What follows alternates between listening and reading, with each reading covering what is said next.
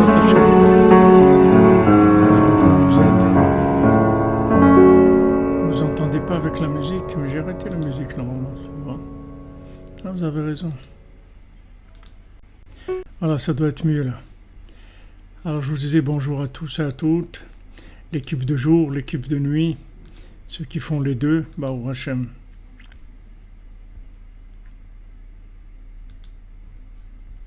Ouais, je m'excuse, j'avais oublié d'arrêter la musique. Alors voilà, Baruch Hashem, on se retrouve pour parler de Rabbeinu et pour sortir un petit peu du confinement mental où ils veulent nous mettre.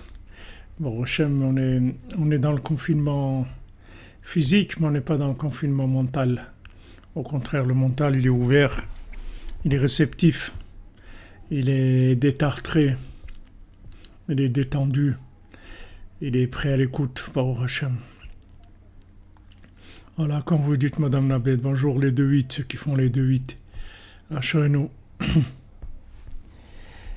Donc hier, on avait vu dans notre Torah 54 au sujet de Yosef que Yosef, c'était celui qui était au-dessus du mauvais œil, Ben Porat Yosef, Ben Porat Aleaïn, et que c'est lui qui a amené la bénédiction de Pérourvou en Égypte, que Paro ne savait pas comment arrêter la démultiplication du Ham Israël.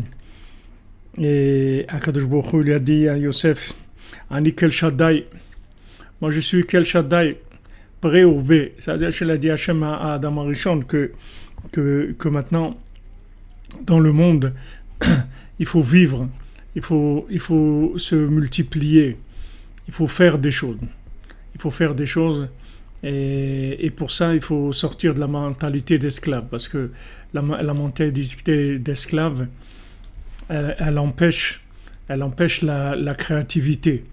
Elle empêche les gens d'être créatifs et elle empêche, en fin de compte, les gens ils arrivent à ce que ils n'ont même pas ensuite envie ni de se marier, ni d'avoir des enfants, ni rien. L'esclavage, il les endort complètement. Comme la Gemara elle dit, le Talmud dit dans Kiddushin dit qu'il y a 10 mesures de sommeil qui sont tombées dans le monde, et il y en a 9 qui ont été prises par les esclaves.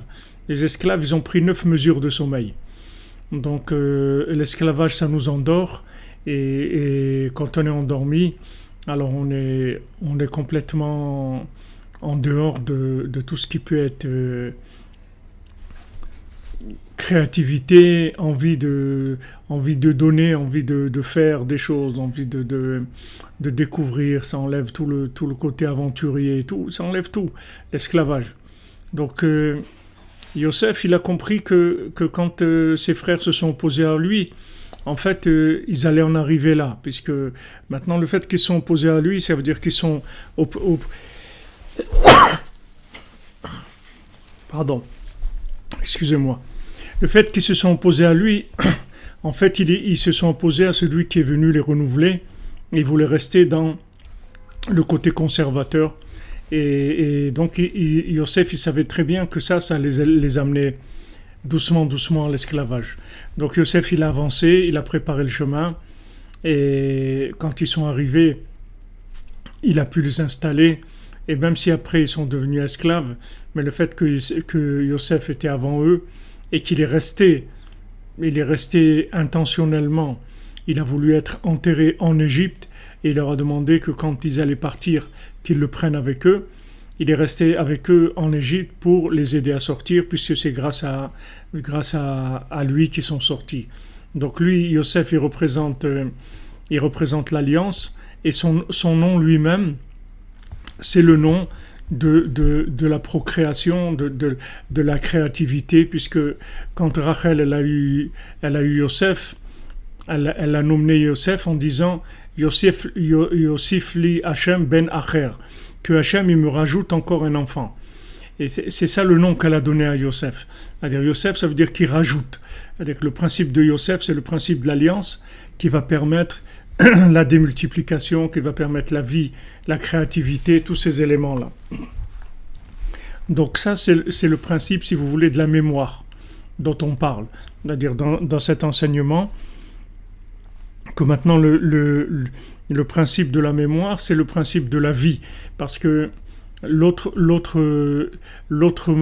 monde, c'est le monde de la vie éternelle.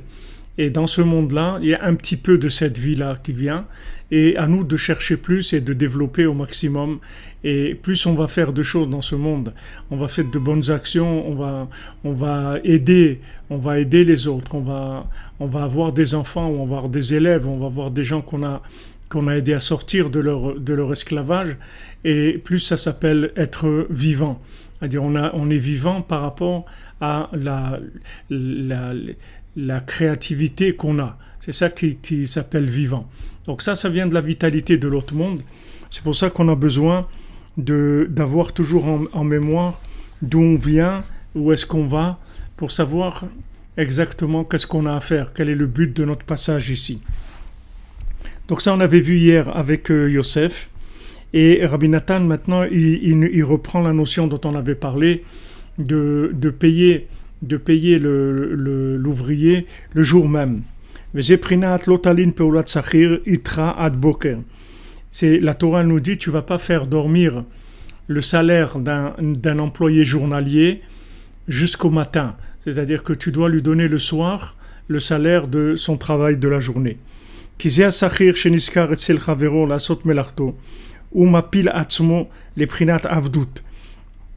Parce que celui qui vient s'employer pour un jour chez son prochain, en fait, il vient, il tombe de par lui-même, il descend dans un principe d'esclavage, puisque maintenant il va se vendre pour une journée pour pouvoir avoir de la lumière, pour pouvoir retrouver un petit peu de vitalité, parce que seul il n'est pas arrivé, il n'a pas assez confiance en lui, donc il n'a pas assez confiance dans le tzaddik, il n'a pas assez confiance dans Hachem, il n'arrive pas.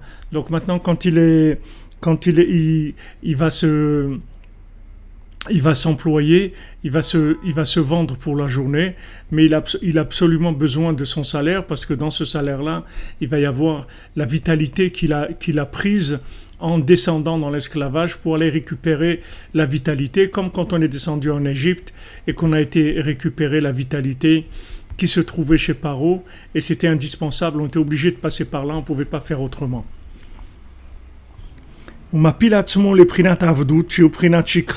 Alors lui-même, il descend, c'est-à-dire il s'abaisse à l'esclavage, et il rentre dans l'oubli. Vous voyez, Rabbi Nathan, il dit lui-même que ça c'est l'exil d'Égypte, qu'on était esclave, Haïnou les Paro, on était esclave chez Paro, Bemitzraïm en Égypte, qui Paro ou Prinat Koacham Dame, parce que Paro il représente l'imagination, Prinat Vgam Azikaron, il représente la mémoire abîmée, la mémoire fêlée, comme on dit, la mémoire qui est l'amnésie, l'Alzheimer, toutes ces choses-là. Prinat Shikra, comme voit Arsham, qui est l'oubli, comme on l'a vu là-bas. Alken Rassal et Abgir Prinat Avdut al Israël. Donc lui, il a fait tout ce qu'il a pu pour rendre esclave le Ham Israël, Kedé la Pil Aleem Shikra, pour amener de l'oubli, Kedé Shelo Yochlu le Dabek Marshavatam Baalma Deate, de manière à ce qu'ils ne puissent pas penser au monde futur. C'est-à-dire qu'ils n'aient pas le temps de commencer à discuter et à avoir des discussions où ils vont se rappeler qu'il y a un autre monde et qu'est-ce qu'on fait ici, qu'est-ce qu'on est venu faire ici, comment on peut arranger notre vie, etc. Et c'est le même principe que la société a créé avec tous les systèmes de médias, de la télévision, etc., les films, tout ça. C'est en fait le but de tout ça, c'est d'empêcher les gens de communiquer. Parce que si les gens ils communiquent, automatiquement ils vont retrouver des mémoires, de la mémoire. C'est quelque chose qui est tout de suite, qui vient tout de suite dans la communication. Avant, les gens ils n'avaient pas la télé, qu'est-ce qu'ils faisaient ? Soit ils discutaient à la maison, soit ils sortaient le soir, ils allaient dans un café ou dans un truc, et ils discutaient les gens entre eux. Mais la discussion, elle fait toujours naître de la discussion et sur toujours de la mémoire. Alors le système, c'est le même, c'est-à-dire le système dans lequel on se trouve aujourd'hui, du moins où on se trouvait jusqu'au confinement, parce qu'après le confinement, ça va être autre chose. Hachem, il a arrêté la machine parce que il a vu que comme Paro, il fallait l'arrêter, sinon ça serait la fin de tout. Donc il a arrêté cette machine-là infernale pour nous libérer, Bémet. Alors, Prinat Avdou c'est l'Israël, que la pile aleem shikra, que shelo yuchlu dabek mashatam da'ate. C'est-à-dire, la seule chose, c'est qu'ils ne pensent pas à l'autre monde, c'est tout. Ils ne voulaient pas qu'ils pensent à l'autre monde, parce qu'après, en pensant à l'autre monde, ils vont vouloir faire du bien, ils vont vouloir se faire des cadeaux, ils vont vouloir faire de la tzedaka, ils vont vouloir prier, ils vont vouloir faire des corbanotes, des offrandes pour Hachem et tout. Et tout ça, il voulait absolument pas Paro qui rentre là-dedans, parce que sinon, il les aura plus comme esclaves dans l'imaginaire et dans la consommation. וכמו שכתוב, כי נרפים הם, על כן צועקים לאמור ללכה ונזבחה לאלוקינו, תכבד העבודה. Alors, il a dit, voilà, maintenant, s'ils sont en train de crier qu'ils ont envie de servir Hachem, c'est en fait qu'ils ne sont pas assez esclaves. Donc il faut rajouter, maintenant vous allez leur rajouter que même les briques, il faut qu'ils les fabriquent eux-mêmes. Il faut qu'ils les fabriquent eux-mêmes, les briques. Et ça, c'est le système de Paro, c'est-à-dire au début, Paro il leur donnait les briques pour construire les pyramides ou ce qu'il avait à construire. Mais après, il a dit non, même les briques, vous allez les fabriquer vous-même. Parce que du moment où vous êtes en train de penser à servir Hachem, ça veut dire que vous avez encore de la liberté, vous n'êtes pas complètement dans l'oubli. Vous avez encore de la connexion avec l'autre monde. Donc maintenant, il faut que je vous enlève ça aussi. Donc il leur dit, vous allez maintenant fabriquer vous-même les briques. Et dans notre système à nous, le système des briques, vous savez qu'est-ce que c'est le système de fabriquer nous-mêmes les briques? C'est le système des crédits à la consommation. C'est ça le principe des briques. C'est-à-dire que normalement, avant, il y avait la consommation. Il y avait la consommation. Vous me demandez si vous devez partir en Israël maintenant. Si vous avez les moyens, si vous avez une maison, des moyens et tout, alors il vaut mieux se confiner en Israël si vous avez des moyens. Mais il faut que vous sachiez que vous pouvez tenir, parce qu'il y a une épreuve d'Emouna. C'est-à-dire, si vous vous lancez, il faut assumer le fait de se lancer. Donc le principe des briques, si vous voulez, c'est le principe des crédits. D'ailleurs, dans le jargon, l'argot comme ça, alors les gens ils appelaient 1 million, ils disaient une brique. Est-ce que ça coûte 2 briques ou 3 briques? Ils parlaient de briques pour dire 1 million. Alors, en fait, normalement, la consommation au départ, quand ça a commencé l'industrialisation, tout ça, il n'y avait pas de problème, les gens ils travaillaient. Ok, ils achetaient, même s'ils devaient travailler dur et tout, ils achetaient. Mais maintenant le système mondial de l'exploitation humaine, de la destruction humaine, qui est Aman Amalek, et ça lui a pas suffi ça. Il dit mais c'est pas assez. Je vois qu'ils sont pas assez esclaves. Donc maintenant on va leur faire fabriquer les briques. C'est quoi? C'est qu'on va faire des systèmes de crédit. En fait, ils vont pouvoir acheter plein de choses. Mais comme ils n'ont pas les moyens de payer tout ça, donc il va falloir qu'ils travaillent très très dur pour pouvoir rembourser tout ça.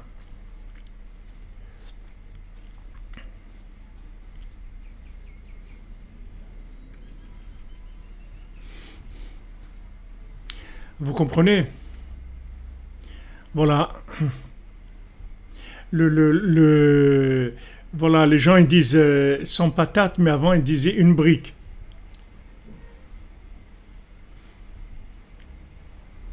C'est-à-dire que maintenant, les crédits, c'est quelque chose Rabbi Nachman il dit que quand on emprunte, alors on tombe dans l'imagination. Parce que Parce que en fait, quand vous empruntez, disons que vous achetez une voiture à crédit, mais cette voiture, elle vous appartient pas. Vous êtes en train d'utiliser un véhicule qui vous appartient pas. Et si vous appartient pas, ça veut dire que vous n'avez pas en fait des récipients pour gérer la lumière de cette chose-là. C'est-à-dire que vous êtes en trop de lumière. Et quand vous êtes en trop de lumière, ça devient un film, ça devient de l'imagination. C'est-à-dire que vous tombez complètement dans l'imaginaire. Maintenant, si quelqu'un il prend un crédit parce que c'est quelque chose c'est une formule de paiement comme une autre, mais il a des moyens. C'est-à-dire que si maintenant il n'y a pas de crédit, il pourra payer la voiture quand même, il n'y a pas de problème. Mais si maintenant la personne elle dépend complètement du crédit, ça veut dire qu'en fait, cette voiture, elle aurait dû attendre 3 ans pour la payer, ou 5 ans pour la payer. Et à ce moment-là, elle aurait pu accueillir la voiture dans son patrimoine d'objets qui représentent en fait de la lumière. Elle aurait pu l'accueillir dans des récipients et le gérer comme il faut. Mais le fait que maintenant la personne, elle emprunte pour ça, elle emprunte pour ça, elle emprunte pour ça, ça veut dire que c'est des choses qui sont pas vraiment à elle. C'est pas vraiment elle. C'est-à-dire elle utilise des choses qui lui appartiennent pas. Et c'est ça qu'il veut. C'est ça qui veut le Satan. C'est ça qui veut Amalek. Il veut qu'on vive dans un débordement de lumière qui nous entraîne à l'esclavage encore plus, qui nous fait dépendre de l'imagination encore plus. Parce que tout devient imaginaire. La maison, elle est à crédit, et la voiture, elle est à crédit, et le mariage, il est à crédit, et la bar mitzvah, elle est à crédit, et les vacances, elles sont à crédit, et les courses, elles sont à crédit, et l'ordinateur, il est à crédit, et le frigidaire, il est à crédit, et la madinette Chanel, elle est à crédit. Alors maintenant, qu'est-ce qui est à moi? Rien du tout. Rien du tout. La personne à l'arrière, en fait, c'est quelqu'un qui est pauvre. C'est quelqu'un qui est pauvre. Mais maintenant, il a fait un film de quelqu'un qui a tout ça. Mais en fait, ça ne lui appartient pas, c'est pas à lui. C'est exactement le système qu'il a fait Paro. C'est la même chose, mais seulement c'est beaucoup plus emballé, c'est-à-dire que c'est pas direct comme ça. Tandis que Paro, lui, c'était direct. Il dit de quoi il parle? Ah, il parle de servir Dieu, tout ça. Ok, ça veut dire qu'ils sont pas assez esclaves. Allez, tout de suite, vous leur dites maintenant de fabriquer eux-mêmes les briques. On leur donne plus de briques, c'est terminé. Terminé.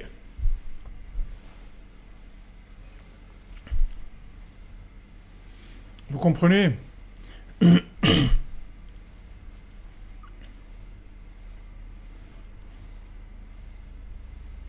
Danser à crédit, ça c'est bien, il n'y a pas de problème, c'est extraordinaire, c'est ce qu'il faut faire. Il faut danser à crédit tous les jours. Quand on vous dit pourquoi vous dansez, vous n'avez pas de raison de danser, il dit non, j'ai pris un crédit sur la joie que je vais avoir après. Hachem, il va me donner beaucoup de choses, donc je prends déjà un acompte de joie. Mais ça, les gens, ils n'aiment pas ça. Vous preniez des crédits de joie. Ils veulent des crédits de tristesse, oui, mais de joie, non. Donc c'est exactement la même chose qui se met en place. Et Bezrat Hachem, il nous a libérés là avec le confinement. Et on va sortir de tout ça, puisque tous ces manipulateurs-là, tous ceux qui sont des manipulateurs de Paro, ils vont tomber. Ils vont tomber parce que tout le système qu'ils ont fait, en fait, il va se retourner contre eux. C'est eux qui vont être les vrais dindons de la farce, c'est eux. Parce que les gens, ils vont retrouver leur liberté, ils vont retrouver leur créativité, ils vont retrouver la confiance en eux. Et une fois qu'ils ont trouvé ça, c'est fini. Après, vous allez leur proposer l'esclavage, ils vont dire pas du tout, c'est terminé. Pas du tout. Vous comprenez?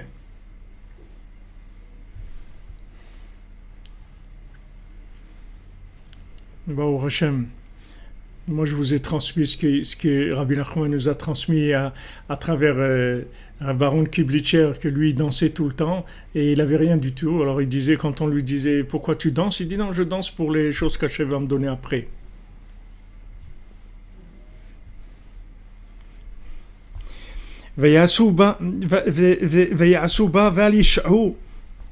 Alors il dit, voilà, donne-leur à faire les briques de manière à les occuper et qu'ils ne commencent pas à parler de choses spirituelles. Surtout pas. Il ne faut pas de spiritualité, il faut les faire bosser, c'est tout. Il faut les faire bosser. Il ne faut pas leur laisser du tout le temps de faire quoi que ce soit d'autre. Je me souviens des fois quand j'étais au Maroc, quand j'étais enfant au Maroc, alors des fois on allait au marché. Au marché, mon père à la vache à l'homme, il m'emmenait au marché pour acheter des choses. Et vous voyez en plein milieu de la journée comme ça, quelqu'un qui fermait son magasin, un monsieur qui fermait son magasin. Alors maintenant, c'était en plein milieu de la journée. Alors quand on parlait avec lui, il disait non. Il disait, bon, Hachem, Alhamdoulilah, j'ai fait ma journée, j'ai eu la bénédiction pour la journée, ça y est, je rentre chez moi. C'est-à-dire que le mode de vie, c'était pas un mode de vie encore, allez, le plus possible, le plus possible. Vous allez trouver quelqu'un aujourd'hui qui ferme son magasin à 2 heures de l'après-midi pour rentrer chez lui parce qu'il a fait une bonne vente dans la matinée. On va dire non, peut-être qu'il y en aura un autre, et peut-être qu'il y en aura un autre. C'est ça l'esclavage, c'est-à-dire que c'est jamais terminé, parce que plus on rentre et plus après il faut acheter, et il faut refaire le magasin, il faut refaire ça, il faut arranger ça, il faut refaire telle chose, et c'est sans arrêt, sans arrêt, sans arrêt. Tandis que les gens simples, ils travaillent pour la parnassa, ok, il a eu sa parnassa pour aujourd'hui, bah, Hachem, je rentre chez moi, c'est tout, j'ai pas besoin j'ai pas besoin d'autre chose. נמצא שנזכר אצל חברו בשביל פרנסתו, הוא מוריד עצמו לבחינת עבדות. Donc celui qui vient s'employer chez son prochain pour avoir sa parnassa, maintenant il est descendu dans un principe d'esclavage lui-même, parce qu'il n'a pas le choix, il n'a pas de lumière de par lui-même, donc il est obligé de se vendre, il n'a pas de lumière en lui, donc il se vend à quelqu'un qui va lui donner un peu de lumière, qui va passer à travers le salaire qu'il va recevoir de son travail. Chez Uprinat Shikra, c'est-à-dire il s'est vendu comme employé, comme esclave, il est rentré dans l'oubli. Aval kavanato bishvil parnasato. Maintenant, pourquoi il fait ça? C'est parce qu'il a besoin de manger. Parce que la parnassa, elle est obligée de venir à travers les 39 travaux pour la plupart des gens. La plupart des gens, ils ont besoin de faire quelque chose dans les 39 travaux, qui sont les travaux du Mishkan, les travaux du tabernacle. À travers ça, recevoir la bénédiction d'Hachem. Parce que à cause de la faute d'Adam Arishon, la mémoire a été abîmée pour tout le monde, pour toute l'humanité. Venefa le Prinat Shikra, et le monde entier est tombé dans l'oubli, puisque comme on l'a étudié plusieurs fois, comme le principe d'Adam Arishon qui a voulu comprendre les choses sans être, c'est-à-dire sans avoir fait l'effort de devenir la chose. Alors il a voulu comprendre des choses et vivre avec de la compréhension logique et de la compréhension qui était complètement en dehors de la réalité. Ça l'a fait tomber dans l'esclavage. C'est ça qui l'a rendu esclave, parce que il a oublié. Comment il a oublié? Parce que c'était plus vivant. C'est-à-dire il n'avait plus une connaissance vivante. Quand on a reçu la Torah, on a dit Naaseh venishma. D'abord on va faire, après on va comprendre. Parce que on a vu que maintenant on ne peut pas s'asseoir, commencer à débattre sur des choses si on ne commence pas à les vivre d'abord. Parce qu'on va parler de quoi? On va parler de n'importe quoi, puisqu'on ne sait pas de quoi on parle, tant qu'on ne l'a pas vécu. Donc on dit Naaseh, c'est-à-dire voilà, on s'engage, on va faire, après on va comprendre, Vezrat Hashem, ce qu'on est en train de faire. La compréhension va venir après. Mais Adam Arishon, il a voulu comprendre. Quand il a voulu comprendre, il est tombé dans l'oubli. Parce que la compréhension sans le vécu, c'est ça qui amène l'oubli. Et ça lui a entraîné la malédiction que tu mangeras ton pain dans la tristesse et à la sueur de ton front. Parce que le fait que maintenant la mémoire est abîmée, ça enlève l'abondance, ça enlève la bénédiction, ça abîme l'abondance, ça abîme la bénédiction. Parce qu'il n'y a pas de mémoire. Vous vous souvenez qu'on a vu que Hachem dit dans chaque endroit où tu te rappelleras de moi, je viendrai, je te bénirai. Quand tu prononceras mon nom et tu te bechol makom shetazkir et shemi avo bevaratecha, tout endroit où tu mentionneras mon nom, je viendrai et te bénirai. C'est-à-dire que maintenant, si tu restes connecté à moi, je te bénirai tout le temps. C'est-à-dire, tu auras tout le temps ma bénédiction, si tu restes connecté à moi. Mais si maintenant tu commences à partir dans des calculs de choses de cause à effet et tout, tu vas te perdre complètement là-dedans. Donc, ce qui s'est passé pour Adam Arishon, il a voulu exister à travers une compréhension personnelle, à travers une découverte de système de cause à effet qui n'existe pas, parce qu'il n'y a rien de cause à effet dans ce monde. La seule cause du monde, c'est Hachem. Et c'est le fait du monde, c'est Hachem. Tout vient d'Hachem. Et maintenant, pour ceux qui veulent se tromper, Hachem il leur donne comment se tromper. Mais Adam Arishon, il s'est fait avoir par le serpent parce que il lui a dit que quand il allait faire ça, il allait lui-même devenir un créateur. Et c'est pas vrai, c'est vraiment l'anti-créateur totalement. C'est-à-dire le peu qu'il aurait pu être un créateur, c'est-à-dire quelqu'un de créatif, quelqu'un d'artiste, d'original, de faire des choses qui venaient de lui, ça aussi il a perdu. Donc maintenant, il a eu tout de suite la malédiction sur la Parnassa parce que il avait l'oubli. Parce que toute la bénédiction et l'abondance, elle vient de la mémoire, comme on avait vu. Voilà, il ramène Rabbi Nathan, dans tout endroit où je mentionnerai mon nom, où mon nom sera mentionné, je viendrai et je te bénirai.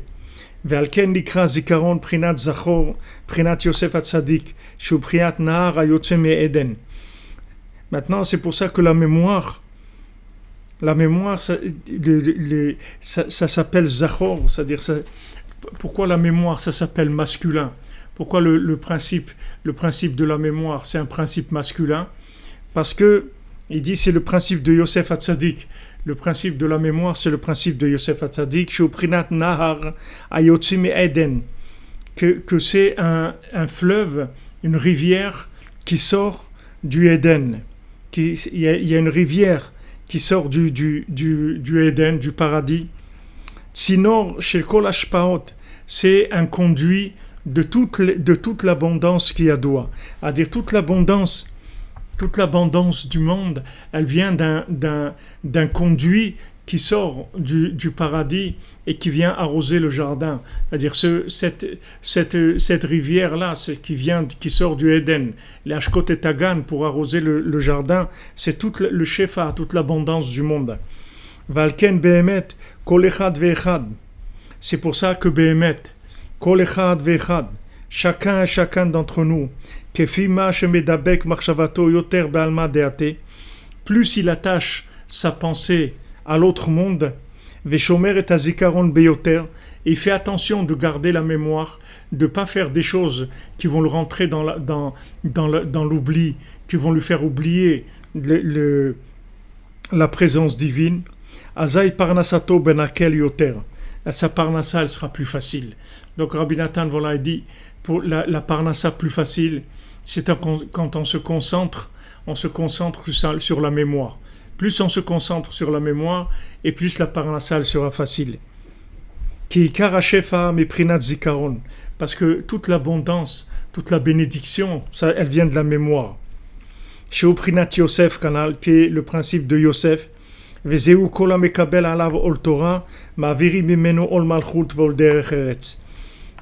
pour ça qu'il est écrit que tout celui qui prend sur lui le joug de la Torah, on lui enlève le joug du pouvoir, c'est-à-dire qu'il n'y aura pas de pouvoir qui va venir le dominer, et le joug du Derech, c'est-à-dire du fonctionnement par rapport au côté interactif de la matière. Qui est Torah au Prinat Zikaron. Parce que quel est le joug de la Torah? C'est la mémoire. Le joug de la Torah, c'est pas de savoir des choses. C'est pas d'apprendre des choses. C'est pas ça le joug de la Torah. Le joug de la Torah, ça veut dire j'ai accepté, j'ai pris sur moi la connexion avec Hachem. C'est-à-dire j'ai pris sur moi que je vais vivre une vie connectée. C'est-à-dire que tout ce que je fais, tout ce que je pense, tout ce que je dis, tout ce que je fais, je vais toujours le réaliser par rapport à la connexion avec Hachem. Je vais toujours vérifier, est-ce que c'est la volonté d'Hachem? Est-ce que maintenant, c'est la volonté d'Hachem de faire ça? Est-ce que c'est ça? Est-ce que c'est pour ça que je suis venu dans ce monde? Est-ce que Hachem il m'a fait venir dans ce monde pour ça? Si c'est oui, je le fais, et si c'est non, je le fais pas.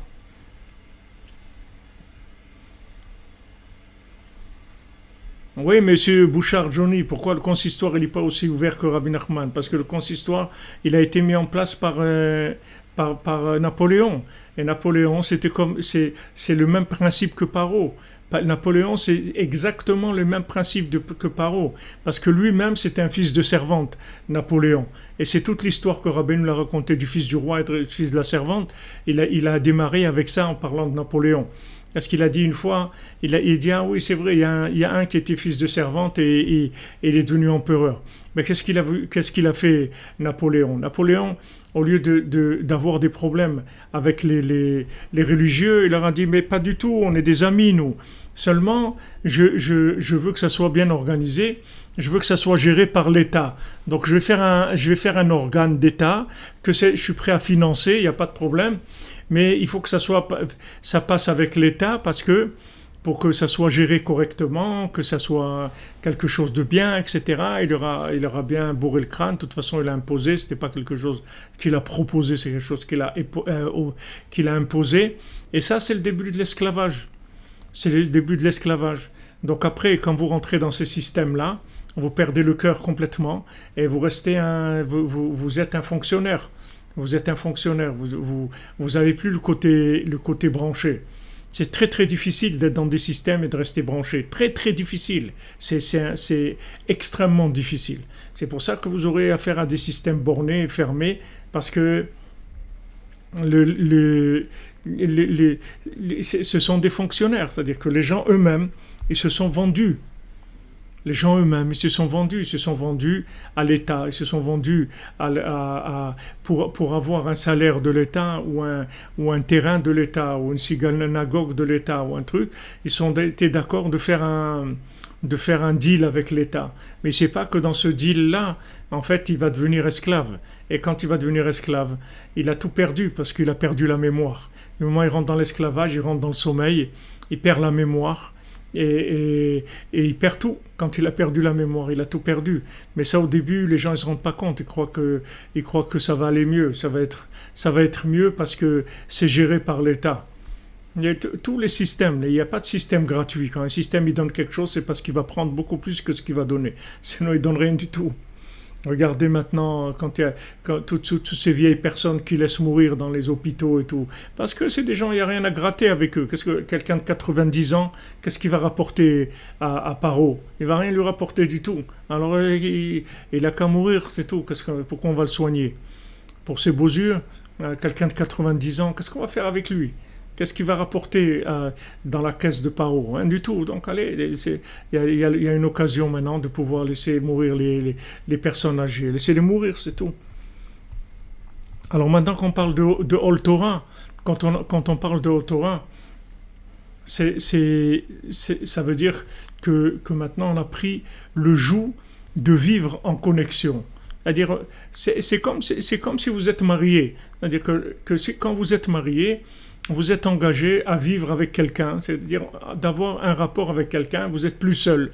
Donc quand vous faites quelque chose, c'est toujours, vous devez tenir compte de votre conjoint tout le temps, parce que vous êtes marié. Alors maintenant, si vous désirez, vous décidez de vous marier avec Hachem, c'est-à-dire de vivre dans la mémoire, c'est-à-dire que votre maison, que la maison avec votre conjoint, elles sont branchées sur Hachem. Alors à ce moment-là, vous vivez dans un autre mode de vie complètement. Et chaque chose qui rentre chez vous, et quelque chose qui se fait chez vous, est-ce que c'est la volonté d'Hachem? Est-ce qu'Hachem il veut ça? Est-ce que Hachem il veut la télévision? Alors je vous le dis tout de suite, non, Hachem il veut pas la télévision. Donc vous n'avez pas de problème.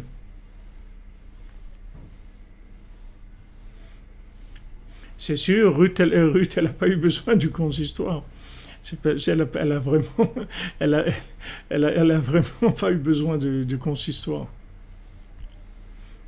Voilà, vous êtes converti à Hachem, c'est le mieux, c'est tout.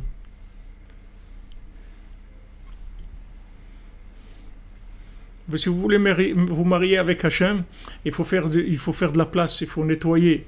Il faut nettoyer la maison d'accueil pour pas qu'il y ait des choses qui soient des courts-circuits, des choses qui viennent faire de la déconnexion, qui ne fassent pas sauter les plombs.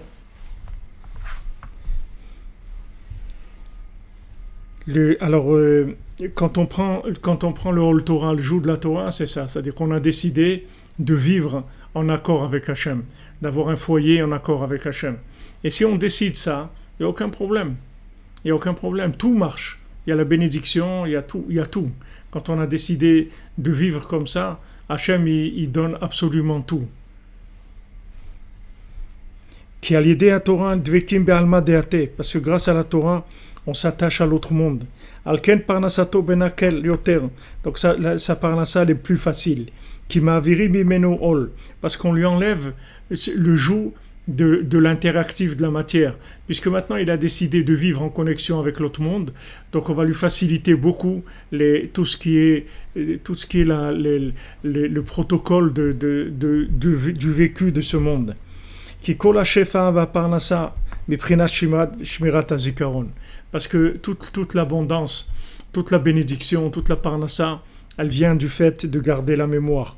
Veze sheita bezohar hakadosh, c'est ça qui est écrit dans le Zohar HaKadosh, Shatu ha'am velaktu bishtuta.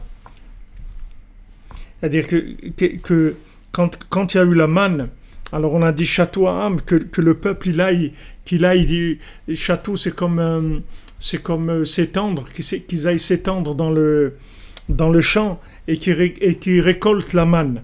Mais il a employé le mot shtuta, que le mot shtuta il veut dire folie aussi, la folie.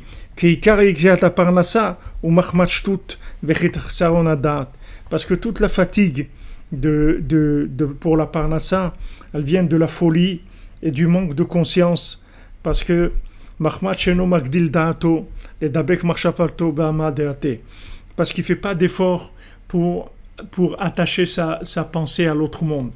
Maintenant, quand on parle de faire grandir son esprit pour attacher sa pensée à l'autre monde, ça veut dire que la mémoire, c'est pas qu'une mémoire de quelque chose d'empirique. Bon, je sais que c'est Dieu qui donne tout, c'est Dieu qui donne la santé, c'est Dieu qui donne la parnassa, c'est Dieu qui donne tout. C'est pas ça. C'est que si tu es connecté vraiment, tu vas le trouver dans l'action, dans tous les mouvements, comme on a dit, dans chaque pensée, dans chaque parole, dans chaque action, tu vas trouver Dieu, tu vas voir que Dieu est avec toi, dans chacune de tes pensées, dans chacune de tes actions.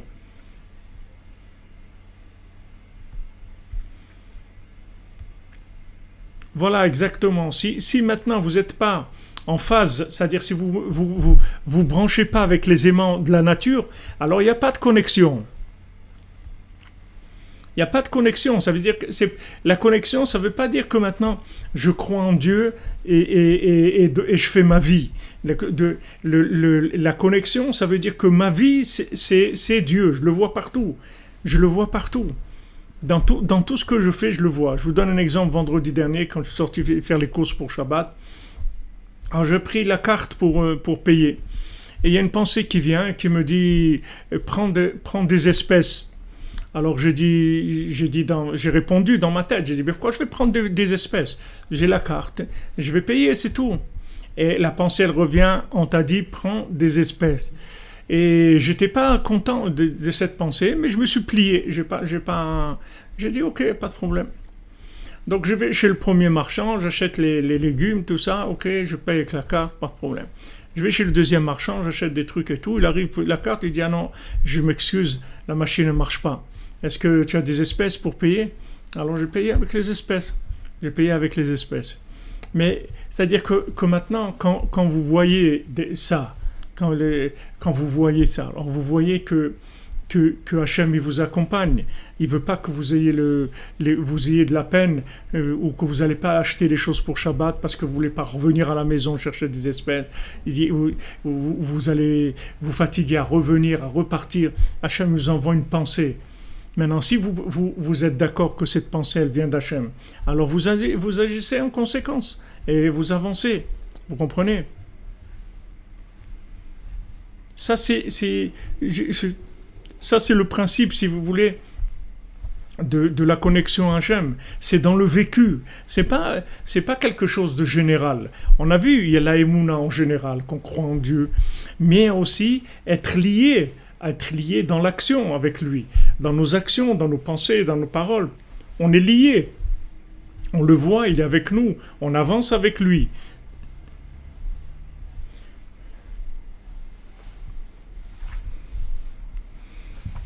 Alors il dit que maintenant la mémoire de voilà exactement la voix qui nous guide tout le temps, comme vous dites, Eva Lucie, là, cette voix là qui est là, qui nous tout le temps, elle nous dirige. Mais je suis pas un ravapar, moi, les, les- je suis pas un ravapar. J'essaie d'être avec vous, les amis. Non, c'est pas parce que des fois, vous pouvez avoir une pensée et c'est de l'entraînement. C'est pas, ça va pas venir maintenant. Des fois, vous pouvez avoir en- des fois, on va vous envoyer une pensée, mais c'est de l'entraînement. C'est pas quelque chose qui va avoir lieu tout de suite. C'est qu'après, on va vous envoyer une pensée pour quelque chose de beaucoup plus important. Et si maintenant vous êtes entraîné, alors vous saurez réagir. C'est-à-dire vous prenez l'habitude. Vous comprenez?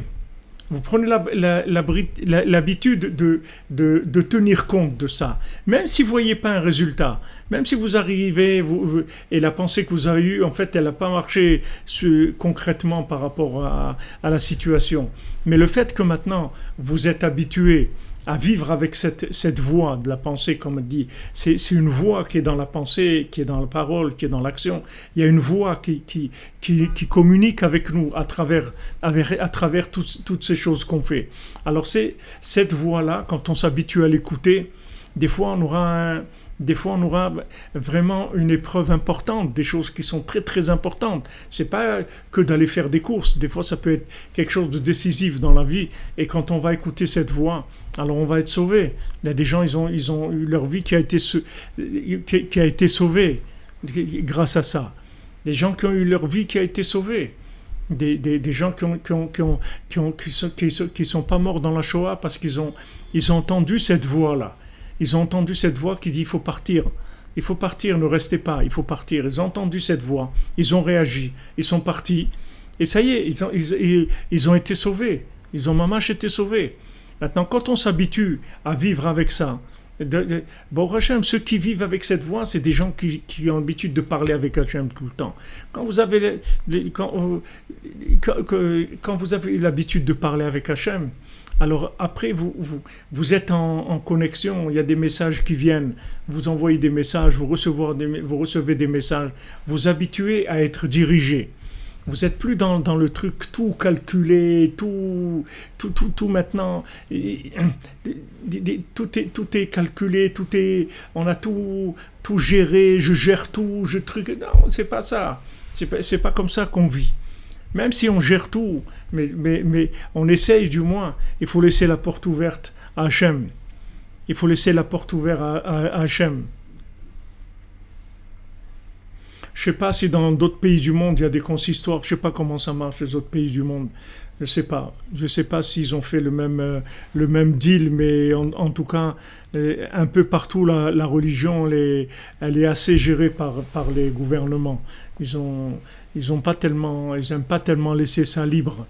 C'est pas un domaine qui laisse tellement libre, même si c'est pas comme le système du consistoire, mais en tout cas, c'est régi avec des règles assez strictes. Alors maintenant, si vous voulez que, quand maintenant vous mettez à l'écoute, vous mettez à l'écoute, comme l'a dit notre ami, la puce à l'oreille, vous vous mettez à l'écoute d'Hachem, vous vous habituez à vivre comme ça, vous parlez avec lui et vous vous mettez à l'écoute d'Hachem. C'est pas grave si des fois vous vous trompez, c'est pas important. Il vaut mieux que vous trompiez plusieurs fois, et le jour où vous aurez vraiment besoin, vous n'allez pas vous tromper. Le jour où vous aurez vraiment besoin, vous serez content de toutes les fois où vous êtes trompé ou vous avez fait pour rien. Mais c'est apparemment pour rien. Mais comme je vous ai dit, il y a de l'entraînement aussi.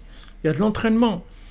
Quand on parle avec quelqu'un, on ne parle pas toujours de choses qui sont très importantes ou qui sont vitales. On parle d'une chose, d'une autre. Mais le fait maintenant qu'on parle et qu'on garde la connexion, ça va faire que le jour où il y aura besoin de quelque chose de très sérieux, on est en contact, on est proche, il y a de la confiance, il y a de l'échange.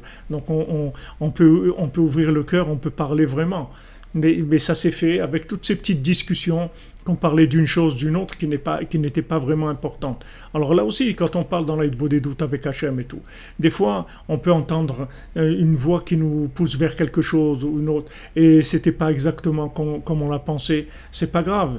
Mais le jour où il y a vraiment besoin, alors on est très content d'avoir cette voix qui nous dit allez, fais comme ça, ou laisse tomber, et sauve-toi, ne fais pas ça, ou fais-le. Là on est vraiment content parce que ça nous sauve la vie. C'est des choses qui peuvent sauver la vie entière de quelqu'un.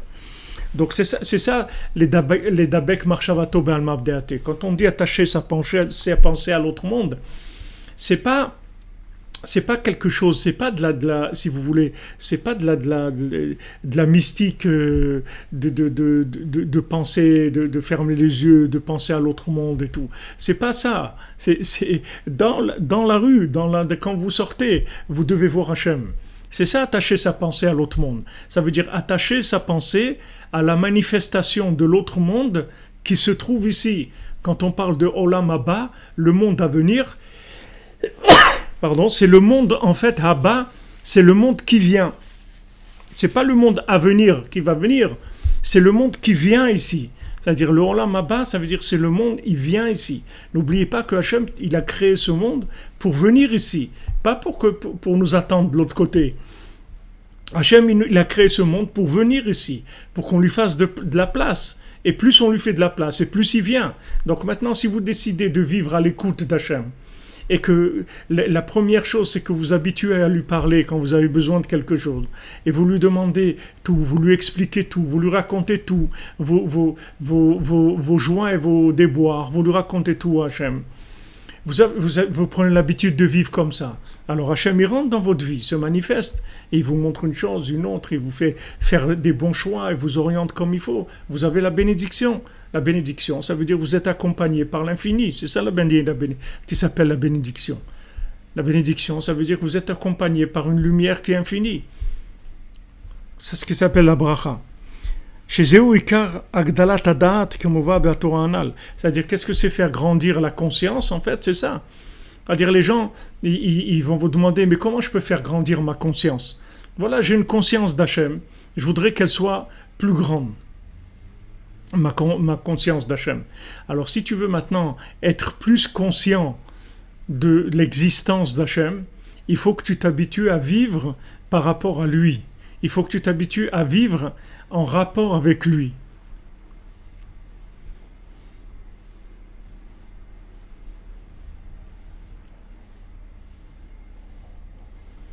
Pourquoi dit ça? Pourquoi vous dites pas ça? À part envoyer tout sauter, il n'y a rien qui va changer. Pourquoi vous dites ça? C'est pas vrai. C'est pas vrai. Tout peut changer en douceur. Rabbeinu nous a dit, il va pas y avoir de guerre, il va pas y avoir des trucs, tout ce qu'on vous dit, des destructions massives, tout ça, il va pas y avoir. Notre épreuve, c'est pas ça. Notre épreuve, c'est la Emouna, c'est tout. C'est ça notre épreuve. Notre épreuve, c'est la Emouna, c'est pas autre chose. Maintenant, quelqu'un il veut faire grandir sa conscience d'Hachem. Tu veux être plus conscient d'Hachem, alors parle avec lui. Parle avec lui, habitue-toi à te remettre à lui. Après, tu dois mets-le dans tes projets. Quand tu as quelque chose, parle avec lui. Tu dois aller quelque part, habitue-toi à parler avec lui. Lui dire tout ce que tu fais, de bien et de moins bien. Et tu verras qu'il va se manifester à toi. Parce que le but pour lequel il a créé ce monde, c'est pour se manifester à toi. À chacune d'entre nous. Il n'a pas créé le monde pour que ce soit une bande de zouaves qui dirigent le monde et qui rendent les gens esclaves. C'est pas pour ça qu'Hachem il a créé le monde. Hachem, il veut pas que les gens ils soient esclaves. Tous les gens qui rendent les autres esclaves, c'est des usurpateurs du pouvoir d'Hachem. Hachem, il dit, attends, c'est toi qui l'as créé, celui-là. C'est toi qui t'es occupé de lui. C'est lui qui a fait... C'est toi qui a fait que ses parents ils sont mariés et qui l'ont fait naître. Et qu'est-ce que c'est ça que tu le rends esclave de ton système? Mais c'est mon enfant à moi, il est à moi. C'est à moi qu'il appartient. Qu'est-ce que tu le prends? Tu usurpes mon pouvoir. Hachem, il veut pas qu'on fasse des esclaves. Hachem, il veut qu'on libère les esclaves.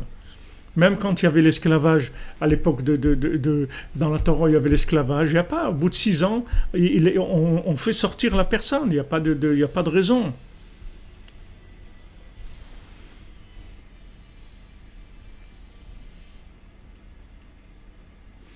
On ne va pas laisser les gens autour de nous au bord de la route, pas du tout. Il n'est pas question de faire ça.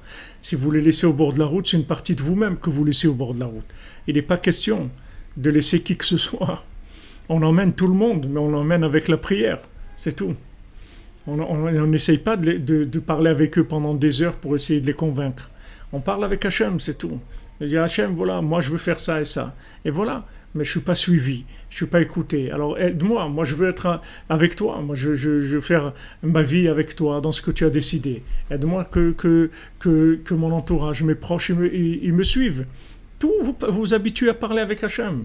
Et vous allez voir que Hachem va vous aider. Parce qu'en fait, c'est pour ça qu'il a créé le monde, vous comprenez? Mais il n'est pas question d'envoyer tout balader, tout de sauter, de partir. C'est pas ça la vie. De toute façon, il n'y a rien dans ce monde qu'on peut envoyer balader. Tout revient. Il y a pas. Les choses, elles vous rattrapent. On n'envoie rien balader dans ce monde. Il n'y a pas on ne peut rien envoyer balader dans ce monde. Dans ce monde, il faut réparer. Il faut tout réparer. Quand des choses elles sont là, ça veut dire qu'on doit les lever avec nous, c'est tout. Des fois, c'est des poids, des poids lourds, des poids très très lourds.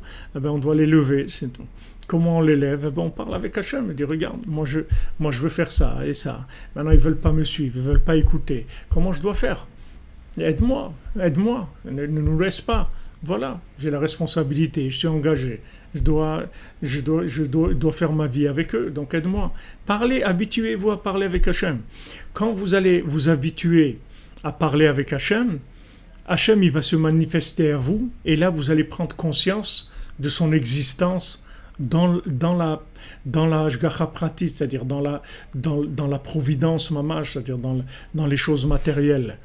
Vous allez voir comment Hachem il descend dans des toutes petites choses pour vous faire plaisir, pour vous éviter des soucis, des dérangements, des problèmes. Vous allez voir comment Hachem il est. Et donc votre conscience, elle va augmenter.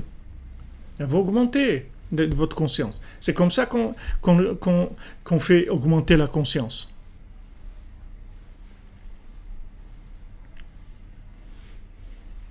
Ça dépend, Arthur Maëv, vous dites, si vous êtes esclave de votre famille qui ne veulent pas vous voir autrement que comment ils pensent, vous tracez votre route. Ça dépend quelle famille, si c'est vos parents. Alors bien sûr, si vous partez, vous faites l'echlecha, vous faites l'echlecha. Mais si vous êtes marié, vous avez un conjoint, des enfants, vous ne pouvez pas les laisser. C'est vous-même, vous ne pouvez pas les laisser. Mais si c'est des parents, ou si c'est un travail, ou c'est des trucs, ou c'est de la famille, ou des frères et sœurs, ou des cousins, tout, vous pouvez les laisser, tous ces gens-là, vous pouvez les laisser, il n'y a pas de problème. C'est pas des gens qui font partie de votre tikkun de façon indissociable. Si maintenant, à un moment, ils sont une épreuve pour vous, vous pouvez avancer. Et après, si vous avez la possibilité, vous vous occuperez d'eux. Mais quand vous avez un conjoint et des enfants, vous ne pouvez pas les laisser. Il faut qu'ils avancent avec vous. Donc maintenant, Rabbi Nathan, il dit voilà, tu veux la parnassa facile, voilà la clé, c'est pas difficile. C'est-à-dire, tu t'habitues d'abord à parler avec Hachem. Quand tu vas t'habituer à parler avec Hachem, il va te répondre. Et quand maintenant il va te répondre, il va y avoir la bénédiction et l'abondance qui va venir dans tout ce que tu vas faire. Voilà la clé de la bénédiction. Voilà comment on attire sur soi la bénédiction. On ne fait pas avec les mains, on fait tout avec la bouche. Tout par la connexion, tout en parlant avec Dieu. On parle avec Dieu et on attend les réponses. C'est tout. On parle avec Dieu, on attend les réponses. On demande tout. Comme on dit, quand il dit Rabbeinu l'ishpor siro, c'est-à-dire déverser son cœur, déverser sa discussion devant Hachem. Lui parler de tout, comme un ami, Rabbeinu dit. Vous lui racontez tout ce qui vous se passe avec vous, tout, vous racontez tout à Hachem. Maintenant, à un moment, vous allez voir que ça va revenir vers vous, c'est-à-dire que vous allez voir les réponses. Et maintenant, quand vous voyez des réponses, votre conscience, elle va augmenter. Et ça y est, quand votre conscience va augmenter, alors à ce moment-là, vous êtes sauvé, vous allez recevoir la bénédiction.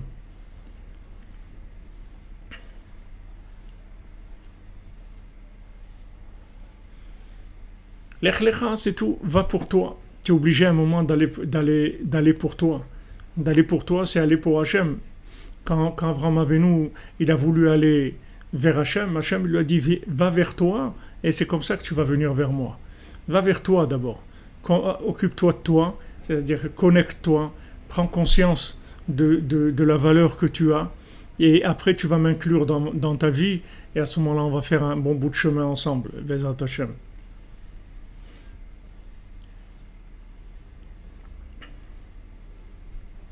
Bezat Hachem. Voilà, vous lui parlez comme un papa, c'est tout. Demandez tout, Bezat Hachem. Ah ouais, les clipotes, elles sont à la fin, c'est fini. Elles sont en train de terminer tout ce qu'elles avaient en stock. Paro, il est dans la liquidation des stocks, c'est terminé. Bezat Hachem, on va être libérés bientôt, très bientôt dans la joie. Dans la joie, les amis, Bezrat Hashem, que Pesimchat et Tseou, avec la joie, on va sortir. Il faut rigoler, il faut prendre l'habitude de rigoler de tout ça, parce que tout ça, c'est une grande blague, et le cinéma est terminé, et tout, ça y est, tout ce qu'ils ont brouillé, toute la planète entière, c'est terminé. Que ce soit les Américains, ou les Chinois, ou ceux-là, ou l'autre, ils ont brouillé le monde, c'est terminé. Hachem, il a dit, terminé, les amis. Maintenant, mes enfants, ils reviennent vers moi. C'est tout. Hachem, il nous rappelle et il va y avoir beaucoup, beaucoup de miracles.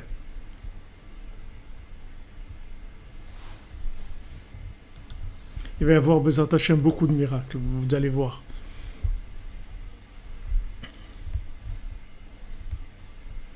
Ça fait peur, bien sûr, c'est l'inconnu qui fait peur.